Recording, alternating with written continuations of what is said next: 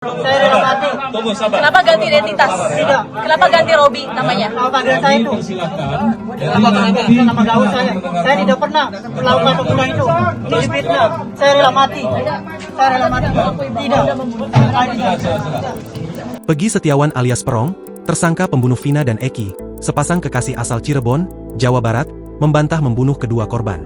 Pernyataan itu disampaikan Peggy saat dihadirkan di konferensi pers yang dilakukan di Mapolda Jabar, Minggu, 26 Juni 2024. Awalnya, Polda Jabar tengah menjelaskan perihal penangkapan Peggy. Namun, usai di Treskrimum Polda Jabar, Kombes Surawan dan Kabid Humas Polda Jabar, Kombes Jules A. Abast, selesai menjelaskan, tiba-tiba Peggy menyela. "Masih ada pertanyaan?" kata Jules kepada wartawan saat konferensi pers, Minggu. "Saya izin bicara," kata Peggy. Jules kemudian meminta Peggy berbicara di pengadilan. "Untuk tersangka, nanti di sidang persidangan," ucapnya. Namun, Peggy tetap keukeh dan ingin berbicara. Petugas kemudian memboyong Peggy meninggalkan konferensi pers. Tapi wartawan terus memberondong Peggy dengan pertanyaan. Cukup ya, kata anggota polisi sambil membawa Peggy.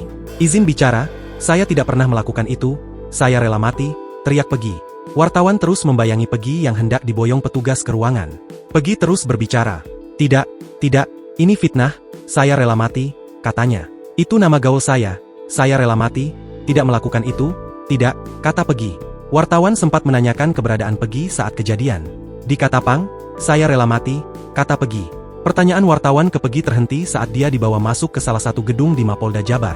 Seperti diketahui, Peggy alias Perong ditangkap saat bekerja sebagai buruh bangunan di Bandung, Jawa Barat, Selasa, 21 Mei 2024. Peggy diduga DPO atas kasus pembunuhan Vina dan pacarnya, Eki, yang terjadi pada tahun 2016 lalu. Terbaru, polisi akhirnya memberikan pernyataan terkait perkembangan kasus kematian Vina dan Eki yang terjadi 8 tahun silam, usai salah satu DPO, Peggy alias Perong ditangkap.